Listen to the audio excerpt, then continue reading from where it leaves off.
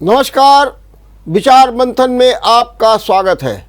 Zika virus को लेकर के सरकार तक निगरानी कर रही है और मुख्यमंत्री योगी आदित्यनाथ ने कल ही कानपुर आकर के एक बड़ा आश्वासन दिया और एक बात और की, पैनिक मत होइए, कोई जरूरत नहीं है। एक बात और की, डेंगू और जीका नियंत्रण में है। यह भी बताया कि जो आंकड़े हैं उसके अनुसार अब 88 लोग हैं, इनका भी इलाज हो जाएगा, कोई चिंता की बात नहीं। और मरीजों से भी मिले, उनके भी हालचाल जाने, उन्हें सुझाव भी दिए, एक ऐसा सकारात्मक माहौल पैदा कर गए।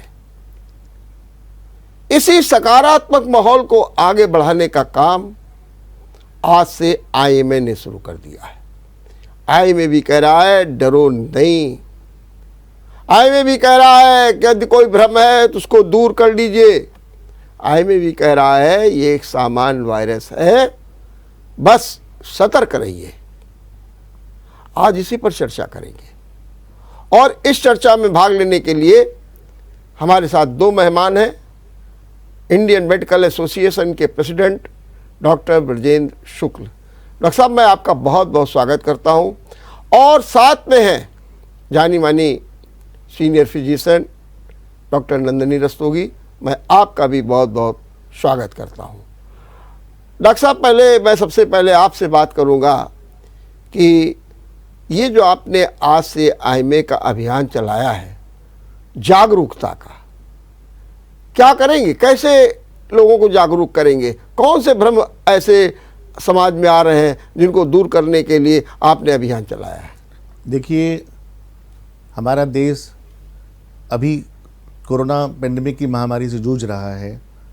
ऐसे में एक नया वायरस इन्फेक्शन जो जीका वायरस के नाम से हमारे शहर या हमारे देश को असर कर रहा है, उसको देखते हुए जनमानस में बहुत सारी भ्रांतियां व्याप्त हैं। जनमानस बहुत डरा हुआ है, एक आम लोग बहुत डरे हुए हैं इसको लेके। और ख़ासकर कुछ मीडिया सेगमेंट ने भी इसको इतना ज़्यादा हाइप क्रिएट किया है कि जैसे लगता है कि ये कोरोना का ही दूसरा रूप है, या कोरोना ही भेस बदल के आ गया, या एक ऐसी बीमारी जिसका कोई इलाज नहीं है। ऐसी भ्रांतियां लोगों की हैं कि इसमें जो एक बार इन्फेक्शन हो जाएगा तो बच्चे टेढ़े मेढ़े पैदा होंगे, इसका कोई दूर दूर तक कोई दवा नहीं बनी, कोई एंटीबायोटिक काम नहीं कर रही है। तो इन चीज़ों को देखते हुए हम लोगों ने, आईएमए के डॉक्टर्स थे और हम सभी लोगों ने ये कोशिश करी है कि पब्लिक के बीच में जाके लोगों को ये मैसेज दें। सभी डॉक्टर्स अपनी क्लिनिक्स में मैसेज दें और जहाँ जहाँ हमारे सामाजिक संस्थाएं हैं, सभी फोरम हैं, वहाँ हम इस मैसेज को आगे बढ़ाएं कि ये बीमारी कोई रिस्की नहीं है, कोई चिंता वाली नहीं है। इट्स अ सिंपल, जैसे और आरएनए वायरस इन्फेक्शंस होते हैं वैसे ही एक आरएनए वायरस इन्फेक्शंस है, कोई नई बीमारी नहीं है। इस बीमारी की खोज सबसे पहले तो 1947 में अफ्रीका के जंगलों में, साउथ अफ्रीका के जंगलों में कुछ बंदरों में पाई गई। उसके बाद 1952 में इसका पहला मानवीय केस सामने आया, वो भी अफ्रीका में ही आया। उसके बाद से ये अलग अलग एशिया में, यूरोप में और अमेरिका के कई जगहों पे और इंडिया में भी इसके केसेस बीच बीच में आते रहते हैं। तो ये कोई नई बीमारी नहीं है, कोई नया इन्फेक्शन नहीं है बेसिकली। ठीक बात। और बहुत ही कम केसेस होते हैं, तो इसलिए इसके डायग्नोसिस के लिए भी कोई इन्वेस्टिगेशन की सुविधाएं नहीं थी अभी इसके बारे में। 80% लोग जो होते हैं वो एसिम्प्टोमेटिक होते हैं। ठीक बात। इस बीमारी के ज़्यादातर लोगों को मालूम ही नहीं होता कि कब इनके इन्फेक्शन हो जाता है। ये एडिस इजिप्टाइन जो मच्छर होता है, जो डेंगू को फैलाता है, जो येलो फीवर को फैलाता है, जो चिकनगुनिया को फैलाता है, उसी मच्छर के द्वारा काटने से ये बीमारी होती है और कोई भी खतरे की बीमारी नहीं है। बहुत ही सिंपल आरएनए वायरस इन्फेक्शन है। ठीक बात है। डॉक्टर साहब रस्तोगी, मैं आपसे एक जानना चाहता हूँ कि जैसे कि डॉक्टर साहब काफ़ी देर से अच्छा आश्वासन दे रहे हैं, कोई खतरा नहीं है, कोई डरने की बात नहीं है, सामान्य रूप से है। फिर अगर ऐसा है तो फिर ये क्यों कहा जाता केरल में आया, कानपुर में आ गया है और सरकार तक मॉनिटरिंग करने में जुट गई है? तो हम सामान्य वायरस में तो ऐसा नहीं देखते हैं कि सरकार भी और जो है मॉनिटरिंग करने लगे, मुख्यमंत्री जी भी आ जाएं, मुख्यमंत्री जी भी आकर के देखें, तो निश्चित रूप से कहीं ना कहीं इसका ऐसा विकट और विकराल रूप जरूर है जीका का, जो लोगों को भय पैदा करता है। वर्मा जी, मेरा ख्याल से सबसे ज्यादा जरूरी ये है कि जो खौफ पैदा हो गया है उस खौफ को पहले दूर किया जाए जी। जैसा डॉक्टर शुक्ला ने बताया कि 80-90% में कोई भी लक्षण नहीं होते, पर जो प्रॉब्लम है वो खासकर जो गर्भवती महिलाएं हैं उनमें यदि ये वायरल इन्फेक्शन होता है, खासकर पहले 3 महीनों में जब उनके पेट में पल रहे बच्चे का शरीर विकसित होता है, ऐसे में ये वायरल इन्फेक्शन जीका का बच्चे में विकार पैदा कर सकता है, कंजेनिटल मैलफॉर्मेशंस हो सकती हैं, और जो ब्रेन है उसको श्रिंक करके माइक्रोकेफेली, जिसको कहने लगे हैं सब लोग आजकल, वही चीज हर जगह बोली जा रही है कि जीका से ब्रेन श्रिंक हो जाता है, तो उन गर्भ में पल रहे 12 हफ्ते के बच्चों में वो श्रिंक करती है।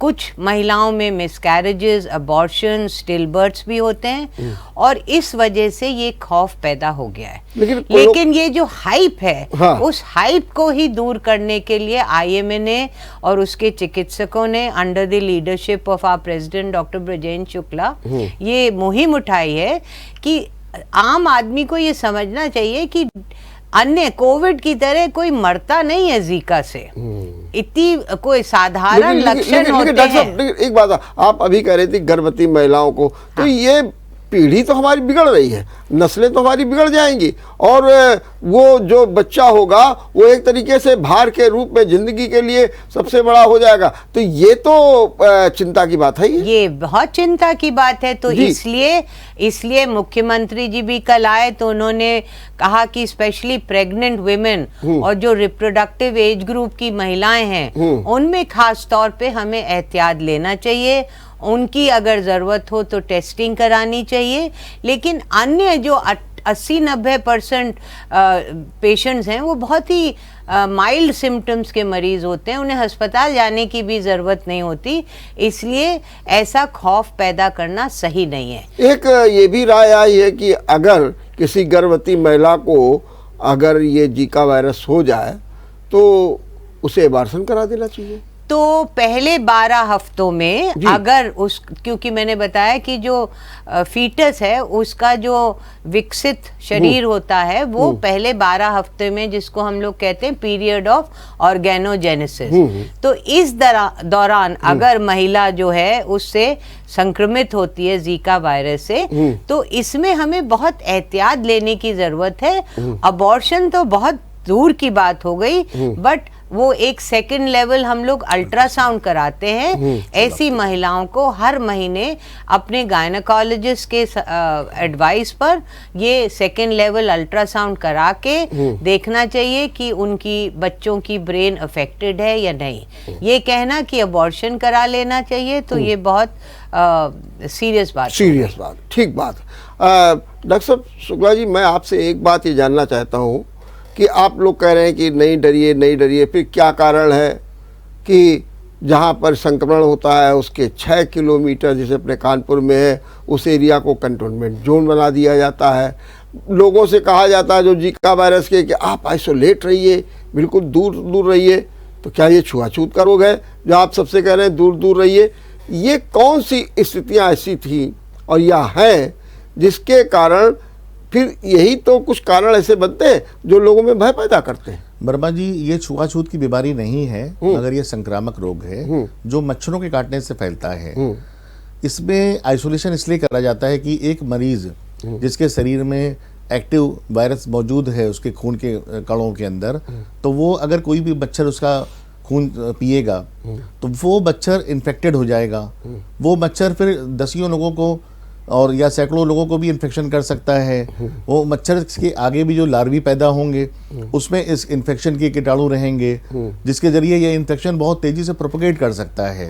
इसलिए एक कंटेनमेंट जो की ज़रूरत या आइसोलेशन की ज़रूरत पड़ती है कि हम जिस मरीज़ को हो गया है हम उसको 14 दिन के बचाव में अगर रख लेते हैं, उसको मच्छरों से दूर रख लेते हैं, उसको एक अलग थलग कमरे रख देते हैं, तो इस बीमारी को फैलने से रोका जा सकता है कम से कम।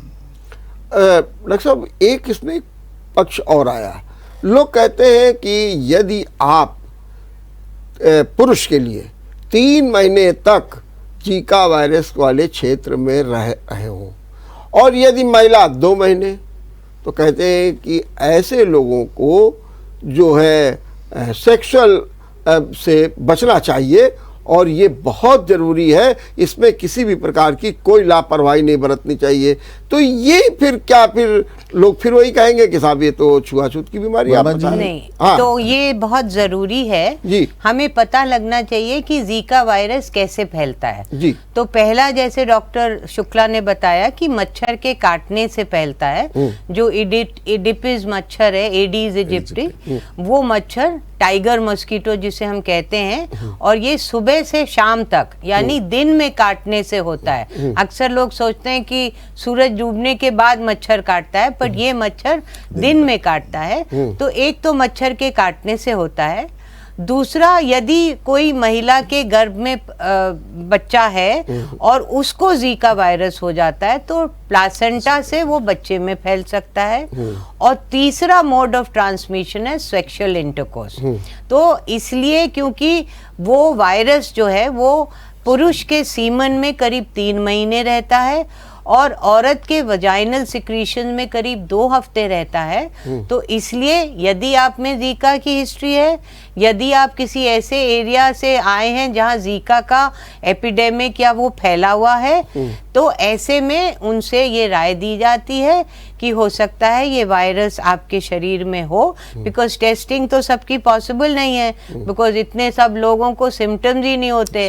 तो ऐसे में उनसे ये कहा जा सकता है कि वो या तो सेक्स ना करें या कॉन्डम लगा के प्रोटेक्टिव सेक्स करें। लेकिन जिसको जीका वायरस हो जाएगा तो उसमें तो लक्षण दिखाई देने लगेंगे।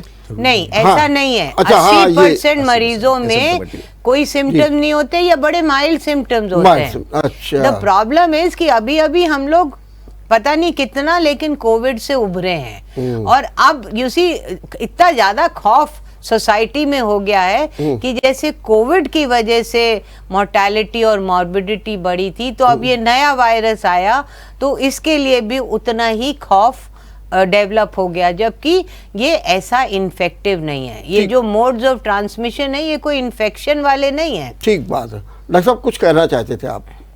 मैं बेसिकली वही मोड ऑफ ट्रांसमिशन की बात कर रहा था, जिसको मैडम ने बता दिया जी। कि ये 2-3 तरीके से ही फैल सकता है। और जो एरिया में रहने वाली बात, अगर एसिम्प्टोमेटिक कैरियर है तो उसके सीमेन में वो परसिस्ट करेगा ये वायरस, जिसके जरिए वो और भी लोगों को सेक्सुअल ट्रांसमिट बीमारी कर सकता है। ये बात मैडम ने क्लियर करी दी है। ठीक है। तो छूने से, सोशल डिस्टेंसिंग की कोई ज़रूरत नहीं है, मास्क लगाने की कोई ज़रूरत नहीं है। जीका वायरस के संदर्भ में, कोरोना की बात नहीं कर रहा हूँ, वहाँ पर ज़रूरत नहीं है। सैनिटेशन की कोई आवश्यकता नहीं है। हमें मच्छरदानी का प्रयोग करना चाहिए, मच्छरों से बचाव करना चाहिए। क्या नंदिनी जी आप यही मानेंगे? यस, यही मानेंगे। लेकिन कोविड का जमाना है तो मास्क पहनने वो तो कोविड के जरूरी लिए, है। जी। सैनिटाइजेशन, क्योंकि मस्कीटोज को मारने के लिए और उनके अंडे जो पानी में हैं उनको मारने के लिए आप स्प्रे कराते हैं, तो वो सैनिटाइजेशन का फायदा है।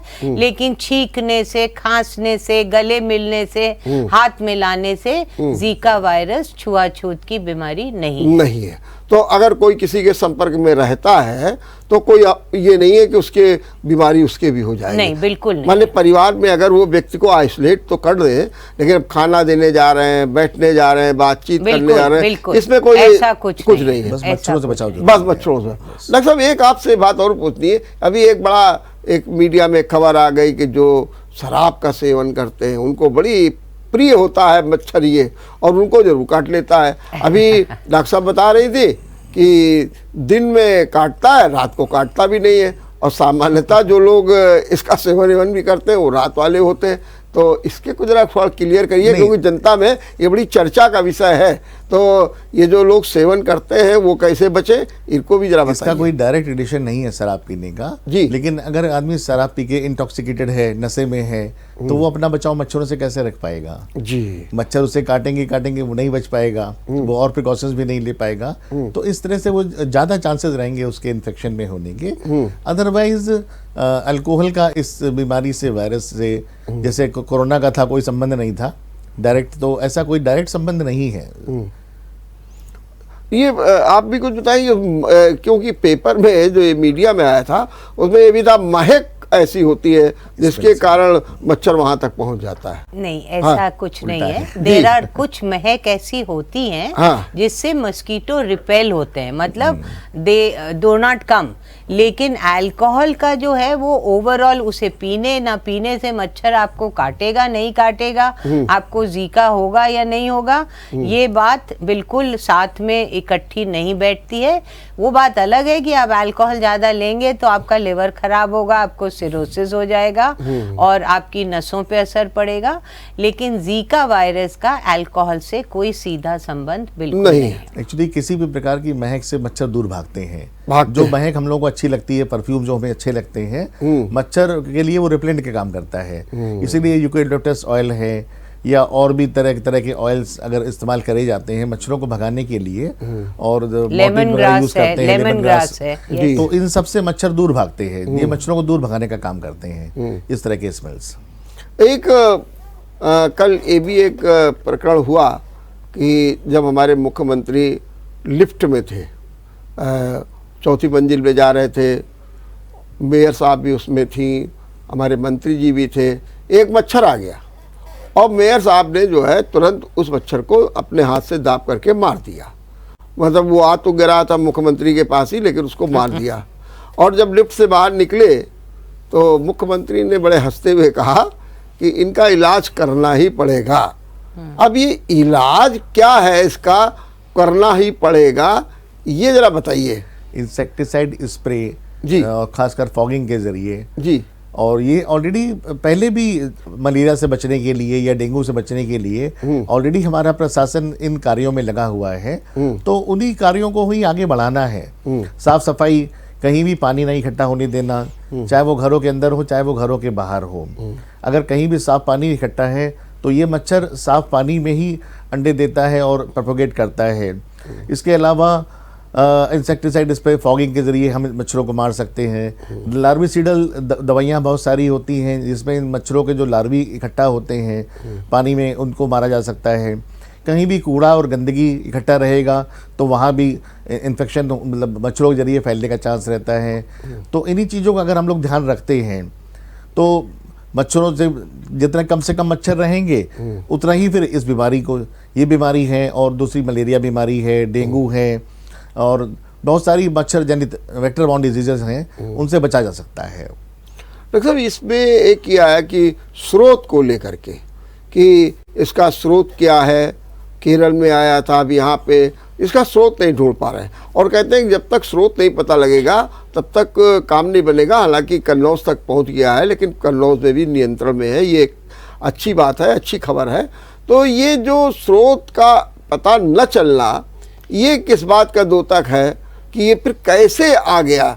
क्योंकि ये भी कहा जाता है कि मच्छर में जो किसी को काट लेता है जीका वायरस तो उसमें आ जाता है, फिर वही मच्छर जो काटता है वो जीका वायरस पैदा कर देता है। सवाल मेरा ये उठता है कि ये जीका वायरस का जो है मच्छर, वो आया कहाँ से, उसमें वो ब्लड आया कहाँ से? क्योंकि केरल तो बहुत दूर है, ऐसा कहें। केरल तो बहुत दूर है जी। लेकिन पहली बार जो इस वायरस का नाम आया दुनिया में वो 1947 में आया। जी हाँ। और ये जो युगांडा और नाइजीरिया के जो जंगल थे जिनका नाम, एक का नाम जीका फॉरेस्ट था, वहां पर पहली बार ये वायरस पाया गया और वहां से इसका नाम जीका वायरस पड़ा। और पहला ह्यूमन केस आई थिंक 1952 या 53 में पाया गया। आया जी, जी। और उसके बाद कई जगह इसका अमेरिका में भी संक्रमण, आया कई बार। हाँ, जी, जी। फिर साउथ ईस्ट एशिया, जी। श्रीलंका, बालूचिस्तान और केरल में फैला। तो प्रॉब्लम इज कि जैसे हमारे पास मलेरिया की जांचें हैं या डेंगू की सीरोलॉजी है, वैसे जीका वायरस की testing is not available very commonly. तो प्रॉबेबली मुझे लगता है वायरस भी था, बीमारी भी थी, लेकिन उसका डायग्नोसिस हम कई बार नहीं कर पाए क्योंकि हमारे पास वो टेस्टिंग किट्स नहीं थी, RT-PCR नहीं थे जिससे कि हम टेस्ट कर सकते। सो बहुत सारे ऐसे मरीज हैं, आप किसी भी फिजिशियन से पूछिए, बहुत सारे जिनके सिम्टम्स बिल्कुल डेंगू से मिलते जुलते हैं, वायरल फीवर के सिम्टम्स हैं, लेकिन उसमें चिकनगुनिया भी नेगेटिव है, उसमें डेंगू सीरोलॉजी भी नेगेटिव है, उसमें मलेरिया भी ठीक नॉर्मल है। तो ऐसे में क्योंकि हमारे पास टेस्टिंग का जरिया नहीं था, तो पॉसिबल है कि वायरस और बीमारी दोनों पहले से थी, लेकिन उनकी डायग्नोसिस नहीं हो पाई। This is my take, because ये जितनी सारी वेक्टर बॉर्न डिजीजेज है, मस्कीटो के काटने से malaria, dengue, chikungunya, Japanese encephalitis, yellow fever और अब ये Zika virus, these are all, ये जो है ये सब आर्बो वायरस बीमारियां हैं और they have been present for very many years. लेकिन क्योंकि हमारे पास टेस्टिंग का जरिया नहीं था, इसलिए प्रोबेबली डायग्नोसिस नहीं हो पाया। एक डॉक्टर साहब आप ही जरा बताइए, ज़्यादा अच्छा बता पाएंगी, अगर किसी को जीका वायरस हो जाता है, उसके लक्षण सामान्य रूप से कहते हैं कि बुखार आ जाना, शरीर में चकत्ते पड़ जाना, खांसी आना, ये सामान्य रूप से बताया जाता है। लगभग यही डेंगू में भी है। सवाल ये उठता है और इसकी कोई दवा है नहीं कि भाई जीका वायरस की ये दवा है, आप दवा दे दीजिए। तो क्या जो बुखार की सामान्य दवा है या जो गले में खराश की सामान्य दवा जो हम लोग लेते रहते हैं, एक सामान्य प्रचलन हो गया पैरासीटामॉल ले लो, ये ले लो, क्या उसका उपयोग करना चाहिए या वो कौन सी परिस्थितियां होती हैं जब हमें डॉक्टर की शरण में जाना चाहिए? देखिए, जो सामान्य लक्षण होते हैं कोई भी वायरल फीवर के, जैसे तेज बुखार आना, ठंड लगना, बदन दर्द, जोड़ों में दर्द, सर में दर्द, आंख में कंजंक्टिवाइटिस या लालिमा होना, मैक्यूलोपैपुलर रैश होना, ये कॉमन वायरल फीवर के सिम्टम्स होते हैं। तो अगर आपके टेस्ट में डेंगू पॉजिटिव आ गया, चिकनगुनिया पॉजिटिव आ गया, मलेरिया पॉजिटिव आ गया, तब तो आप मलेरिया का इलाज करेंगे। लेकिन वायरस हमने कोविड में देखा, वायरस का कोई इलाज नहीं है। तो जब आपके पास जीका वायरस आप सस्पेक्ट कर रहे हैं या कोई भी वायरल फीवर, तो उसके लिए सबसे इम्पॉर्टेंट है कि आप कोई एक ऐसा दवाई ना लें जो आपके शरीर को नुकसान करे। उसके लिए सबसे ज़्यादा ज़रूरी है कि पर्याप्त मात्रा में तरल पदार्थ लेते रहें, दैट जिससे कि शरीर की हाइड्रेशन मेंटेन रहे। दूसरा, आराम करें, स्वास्थ्यवर्धक अच्छी न्यूट्रिशन वाला खाना लें। अगर कोई भी लक्षण है, बुखार है, तो बुखार के लिए सबसे सेफ दवा पैरासिटामॉल है, उसको लें। जो ज़्यादा नुकसान करती हैं, बोन मैरो डिप्रेशन करती हैं या किडनी या लिवर को खराब करने वाली जो दर्द की दवाइयां हैं, एस्पिरिन है, ये सब नहीं लेनी चाहिए। और यदि कोई किसी को जलन हो रही है पेट में या उल्टी हो रही है, तो उसके लिए भी सिम्टोमेटिक ट्रीटमेंट लें। और 80 to 90% पेशेंट्स जो हैं वो इन्हीं सब उपायों से बिल्कुल ठीक हो जाएंगे। उनको घर में भी रह के वो इलाज कर सकते हैं और उनको कोई हॉस्पिटल जाने की ज़रूरत नहीं है।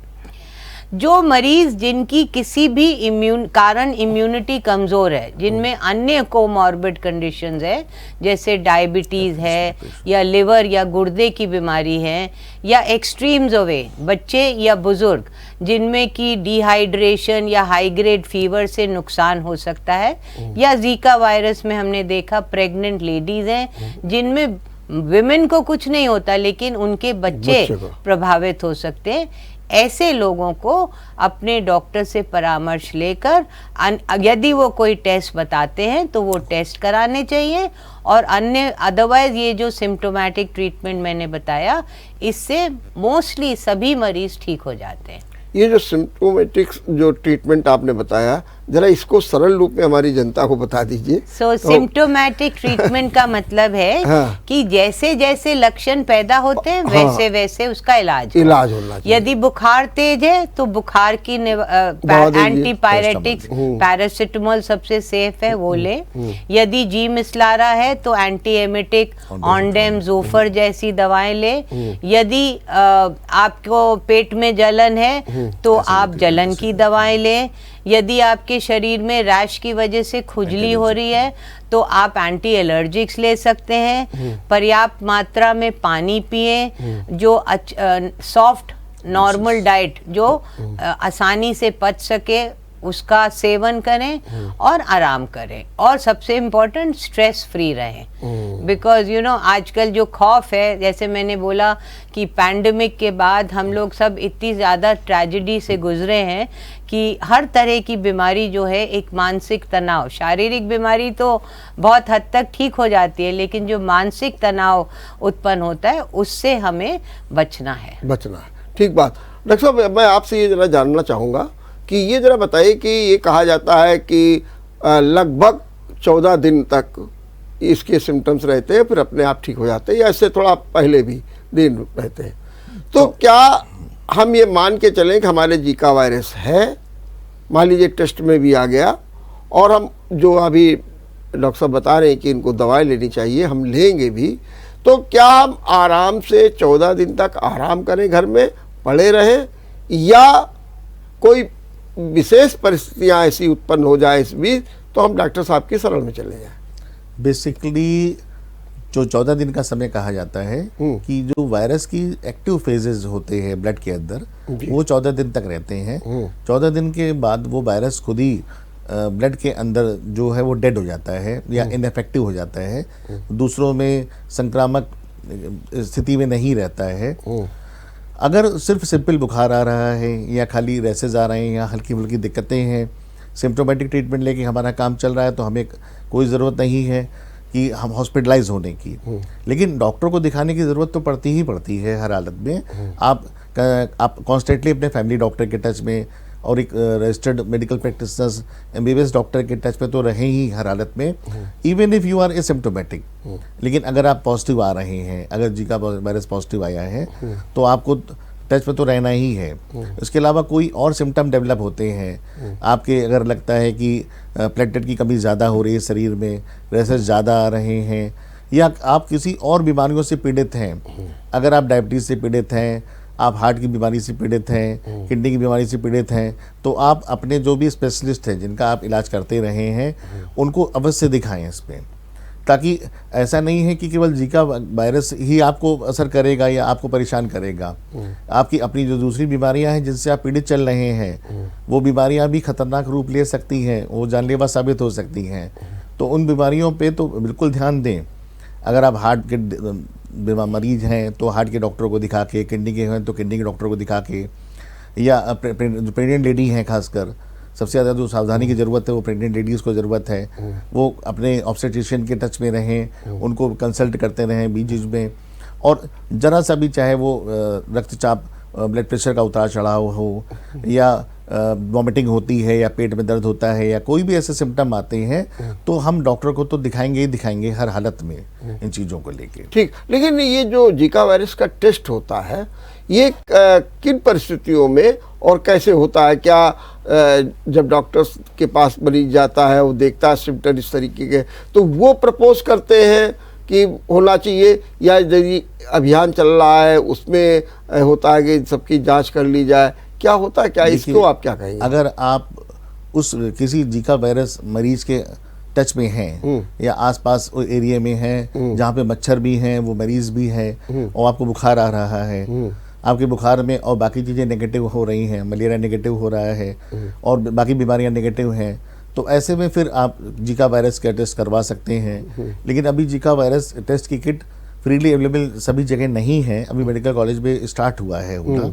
तो ऐसे में अभी तो सिर्फ और सिर्फ जो प्रेग्नेंट लेडीज़ हैं खासकर, तो उनको अगर बुखार लगता है और बुखार का कोई और अन्य कारण अगर समझ में नहीं आता है, तो उनको जीका वायरस की जांच कराने की ज़रूरत है।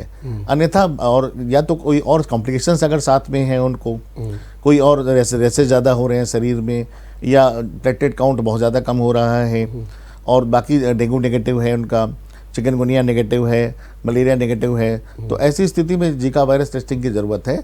अन्यथा हर किसी को या हर वायरल बीमार मरीज को जरूरत नहीं है। ये निर्णय डॉक्टर साहब ही करेंगे, ये निर्णय डॉक्टर ही करेंगे। तो इसलिए बिल्कुल सभी बीमार डॉक्टर को जरूर दिखाएं जी। सब सिंपल फीवर भी अगर आ रहा है तो बजाय अपने मन से दवा लेने के आप डॉक्टर की सलाह से ही दवा लें तो बेहतर रहेगा। बेहतर। डॉक्टर साहब आप बताइए कि जैसे प्रयास हो रहे हैं, टेस्टिंग भी हो रही है, सैंपलिंग भी हो रही है, अभियान भी चल रहा है, निगरानी कमेटी भी बन रही है, और हमारे जो हाईलाइट है उर्सला में वार्ड भी बनाए जा रहे हैं। अब हमारे मुख्यमंत्री कह गए हैं कि एक डेडिकेटेड हॉस्पिटल भी बनवा दीजिए, सब कुछ हो रहा है। लेकिन मैं अगर आपसे ये लूँ, या मैं मुख्यमंत्री जी आपसे अगर पूछे कि इस समय क्या और करना चाहिए जिससे हम जीका वायरस का मुकाबला कर सकें, इसको मार सकें।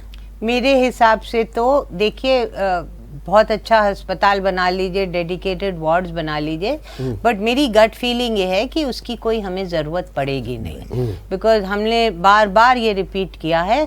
तो 90% जो पेशेंट्स हैं वो माइल्डली सिम्टोमेटिक है, उनको कोई प्रॉब्लम नहीं होने वाली। लेकिन अगर सरकार और हमारे मुख्यमंत्री और उनकी टीम जीका वायरस पे फतेह करना चाहती है, तो जो सफाई अभियान है, जो पानी इकट्ठा है नालों में, नदियों में, घरों में, कूलरों में, मनी प्लांट्स में, जो घर में मनी प्लांट्स रखते हैं लोग, तमाम जगह, तो वो सफाई अभियान with very very dedicated fogging, जो एंटी मस्कीटो स्प्रेज हैं, उसको पूरे एक like on a war footing. ये नहीं कि अब जीका आ गया तो 2 हफ्ते फॉगिंग हो जाए। Why can't our government do this from April every year? अगर वो वहाँ अप्रैल मई से बरसात होने के पहले ये काम हमारा शुरू हो जाए, तो ये अक्टूबर नवंबर में हर साल जो एपिडेमिक्स आते अच्छा, हैं, ये वो अक्टूबर नवंबर में आता नहीं, है। बिकॉज वो पोस्ट मानसून होता है, ठीक है।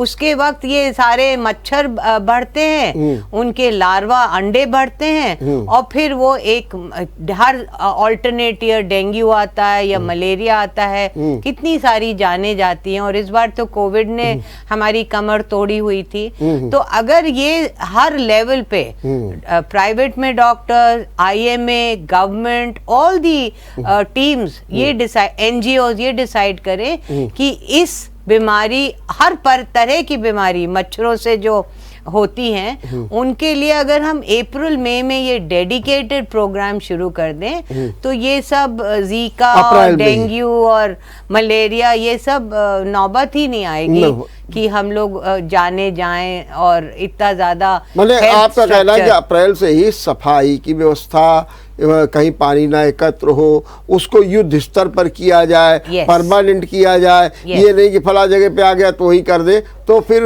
काम चल सकता है। अब अक्टूबर नवंबर में स्प्रे करके आप क्या हासिल करेंगे? बहुत मतलब ठीक है, अच्छी बात आपने कही, अच्छी बात कही कि भाई that I have been saying कि हर बार हर साल ये हम लोग क्यों भुगतते हैं, प्री प्लान होना चाहिए। यहाँ सरकार के साथ साथ जो पब्लिक का रोल है वो और ज्यादा इम्पोर्टेंट है जी। हर कार्य सरकार नहीं कर सकती है। ऐसे में पब्लिक को ही ये चीज समझनी चाहिए कि वो अपने आसपास गंदगी इकट्ठा ना होने दें, अपनी जो हैबिट्स हैं उनमें ही बदलाव लाएं, कूड़ा एकत्र ना हो, घर में पानी इकट्ठा ना हो।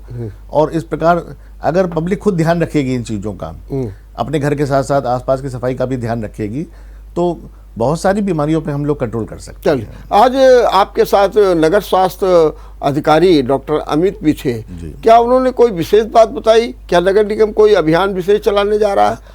ऐसी कोई जानकारी दी उन्होंने? सरकार के जो कार्य चल रहे हैं, कंटिन्यूसली कार्य चल रहे हैं, फॉगिंग के और इंसेक्टिसाइड स्प्रे के, लार्विसिडल दवाओं के छिड़काव के, उन्हीं चीज़ों के बारे में। और टेस्टिंग शुरू हो गई है, टेस्टिंग स्टार्ट हो गई है, मेडिकल कॉलेज में टेस्टिंग स्टार्ट हो गई है इस बीमारी के बारे में। इन्हीं चीज़ों के बारे में बताया है कि सरकार आगे से आगे लगी हुई है इन चीज़ों के लिए, और कहीं भी कोई कसर छोड़ी नहीं जा रही। हाँ, लेकिन यही है कि जब आफत आ जाए तब आप प्रयास करें। उससे बेहतर है कि प्री प्लान कर लें। जो हर चीज कोविड ने सिखाया, सालों जी। साल prevention is better than cure. जी जी तो जी। बीमारी से इलाज करने से बेहतर है बचाव करें। तो ये शुरुआत में साल में अप्रैल मई में अगर शुरू हो जाए तो इस बात की नौबत ना आए। नहीं आए। ये आपने बहुत बड़ी बात बताई कि इसके प्लान करना चाहिए और सरकार को भी इस दिशा में प्रयास जब करेगी तो ज़्यादा से ज़्यादा लाभ होगा। अंत में मैं आप लोगों से कहूँगा कि आप हमारी जनता को एक टिप्स दे दीजिए। सबसे पहले डॉक्टर शुक्ला क्या टिप्स देंगे जनता को? थोड़ा सा बिल्कुल ऐसे टिप्स में बता दीजिए कि जीका वायरस से डरे नहीं और कैसे जो अपना बचाव करें। देखिए, हम लोग बार बार इसी चीज़ को रिपीट कर रहे हैं कि घबराने की कोई ज़रूरत नहीं है, पैनिक की कोई ज़रूरत नहीं है। कोई नई बीमारी नहीं है, कोई अनोखी बीमारी नहीं है। ये बीमारी पहले से मौजूद है। जो अन्य बीमारियां, वायरस इन्फेक्शंस हैं पहले से, उनसे ये कम खतरनाक है।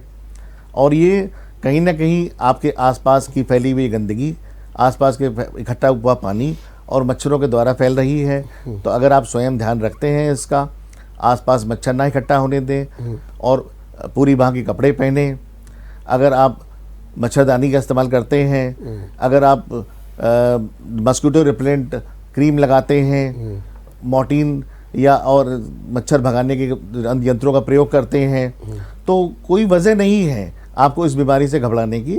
आप इस बीमारी से बिल्कुल मुक्त रह सकते हैं। मुक्त रह। ठीक बात। डॉक्टर साहब आप कुछ कहेंगी? मैं सिर्फ ये कहूँगी कि बचाव इज बेटर देन इलाज।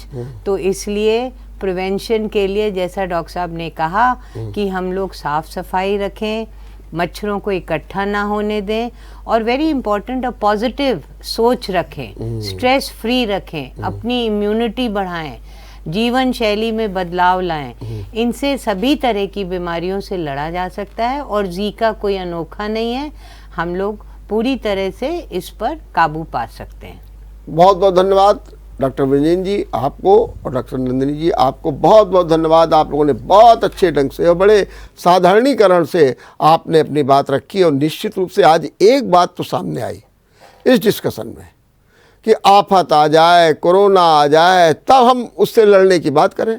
अरे भाई पहले से तैयारी कर लो उससे लड़ने की। और जैसा कि आज डॉक्टर नंदिनी ने कहा, बहुत अच्छी बात बताई कि पहले से प्री प्लान करो। भाई आने न दो। जब मालूम है कि ये जो बरसात के बाद इस तरीके के मच्छर पनपेंगे, अक्टूबर और नवंबर का महीना हमारे लिए बिल्कुल हमलावर होता है मच्छरों का, उससे बचाव करें।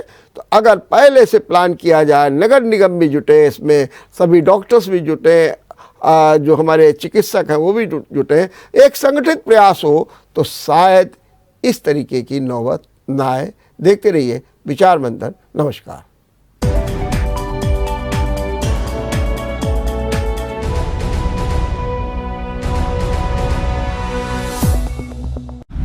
अगर आपको हमारा वीडियो पसंद आया हो तो हमें लाइक करें, सब्सक्राइब करें और ज्यादा से ज्यादा शेयर करें। और हाँ, बेल आइकॉन दबाना ना भूलें ताकि हर खबर का अपडेट आप तक पहुंचे तुरंत। आप हमें इंस्टा, ट्विटर और फेसबुक पर भी फॉलो कर सकते हैं। हमारी आईडी है @JMT News Flash।